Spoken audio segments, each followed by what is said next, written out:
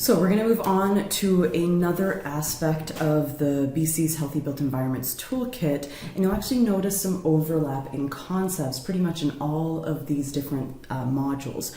So another aspect of a healthy built environment is having really well-designed transportation networks. So as this implies right here, that does refer to public transit, but it also refers to how streets are laid out, and also how streets and roads and railways look, the aesthetics of them. And it's interesting because aesthetics actually has a big impact on our desire to go a certain way. If something's well designed and it's pretty, it's nice, we're more likely, the research shows that we're more likely to go that way. And the research also shows that we're actually more likely to go out of our way and walk more or take a longer bike path if that other route is nicer. So it has more green space, it has more lanterns, it's got more colorful. So these kind of things really make an impact again on how active we are and our overall well-being too. Okay, so you'll notice in Vancouver we have a lot of active queues and a lot of really well designed, for the most part, areas for physical activity. So this is found on one side of the Burrard Bridge, and not only is there a very connected cycle path system, there's also, this other health promotion tactic, which counts you every time you go over the Burrard Bridge, and it kind of incentivizes people to be active as well. So to get into the research a little bit more, it's pretty clear that the built environment promotes physical activity because it makes it more likely that people are going to walk or cycle or take other forms of active transport in that area. But it doesn't just relate to bike paths and walking paths, sidewalks and those kind of things, but also having a lot of recreational facilities in that neighborhood, playgrounds, those kind of things, easy access to food retailers, which again speaks to that concept of mixed land use, which we spoke about in the last unit. These again contribute to active transport. In Canadian cities, we do pretty well with our built environment promoting physical activity, but this really is about cities more suburban and even rural spaces. These spaces are less connected. When we move out of the cities, we're less connected. There's maybe more green space, but people tend to drive a lot more where they're going, as opposed to cities where it's easier to have active means of transportation. Okay, so the majority of Canadians report living in neighborhoods with recreational facilities. They have sidewalks on their streets. They can walk to transit within 15 minutes. They have interesting things to look at, and they have stores, shops, or markets around them. So most Canadians live in these kind of neighborhoods. But again, these kind of neighborhoods are more likely to be found in and around cities, which is where the majority of Canadians do live. Okay. So we're doing pretty well, but to get again into some more specifics about the research and what it shows about having some of these different aspects, if people have a transit spot within a 15-minute walk from their home, they are pretty much twice as likely to engage in active transport, okay? Because they're going to walk there and they're going to take the bus instead of driving, okay? When there's sidewalks, again, that doubles, almost triples the likelihood that people are going to be active. Bicycling area, that increases the likelihood to be active by about 50%. Recreational facilities, again, doubles the activity rate. So you'll notice that all of these things really do have a correlation with how active Canadians are. Again, giving emphasis to the importance of having these well-designed neighborhoods and having a lot of connectivity, good connected networks. So this concept here really overlaps between the first module and this module right here, okay? So some more examples of connected communities. So if you actually go to something called walkscore.com, you can enter your neighborhood, you can enter your address, and it's going to give you a bit of a rating of how walkable, how bikeable, and how transitable your neighborhood is.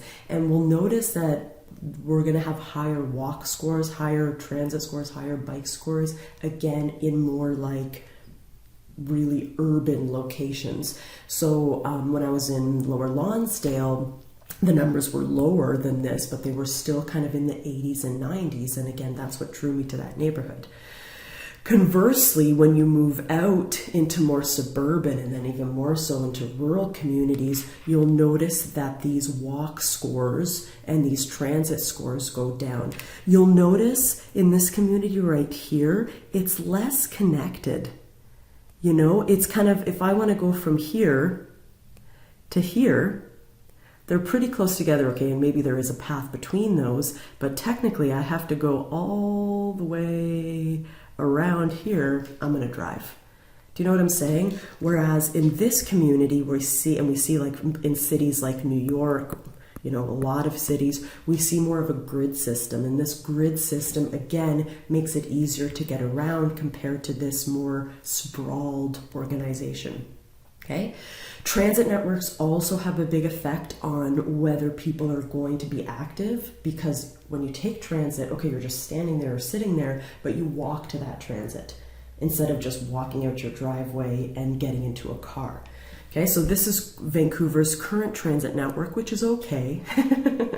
If you compare it to a city like even Toronto or Montreal or New York or London, you know, there's a lot of dead spaces. There's a lot of areas that don't have good connectivity. Okay, and again, when I was in North Van, there was no real quick transit except for, you know, a beeline, but it wasn't well connected. Okay, so I found this on Reddit, and this was someone's like dream SkyTrain, beeline, and streetcar network. And I put this here to show that, you know, how more connected we could be. Okay, and again, this current transit system is good, and it's aesthetically pleasing. It's pretty much well laid out. It hits kind of a lot of the major spots, gets you to the airport, which is great. But there's a lot of dead spaces, and some communities are really missed out, right? So if you live in Surrey, yeah, you can get into the city, but only really if you live in the kind of King George and Surrey central areas, right? A lot of these outer areas, you're gonna have to take a bus and then take a SkyTrain to get there. And that, again, for some people are like, well, I might as well drive, okay? So some things to think about. So as far as, again, evidence-based planning solutions, this gives you some overviews of some specifics that can potentially increase the likelihood for active transport. Okay, I like this concept here, the 20-minute neighborhood, which means that you could pretty much get to anywhere in the neighborhood within 20 minutes. Okay, but again, public transit, good connectivity between roads, aesthetically pleasing design, good signage, bikeways, cycling and pedestrian paths, good road and waterway networks. All of these impact, you know, how well connected that city is and how easy it is to get around.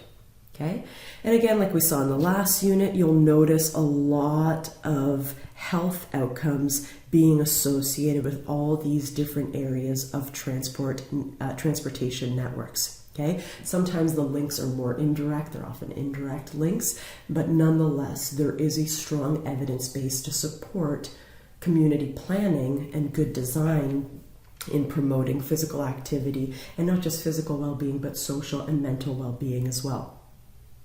Okay, so this gives you some other specifics as well. But again, I don't want to just paint things all as sunshine and rainbows. There is a voice that is against this too.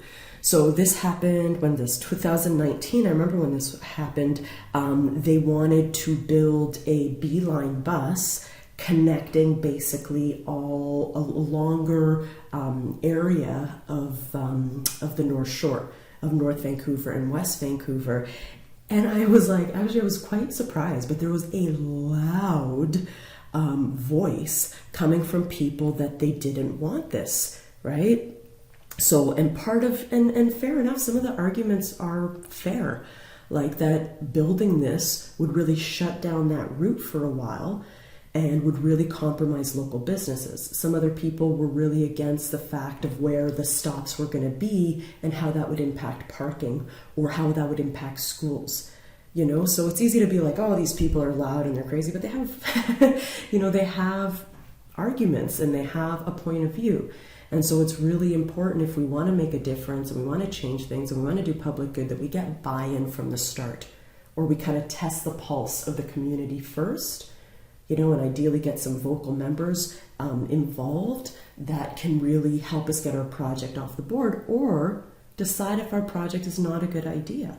And it might not be a good idea because, the costs outweigh the benefits. Okay, so again, this is the tricky part of health promotion, is it's like very political in nature too, as we keep talking about.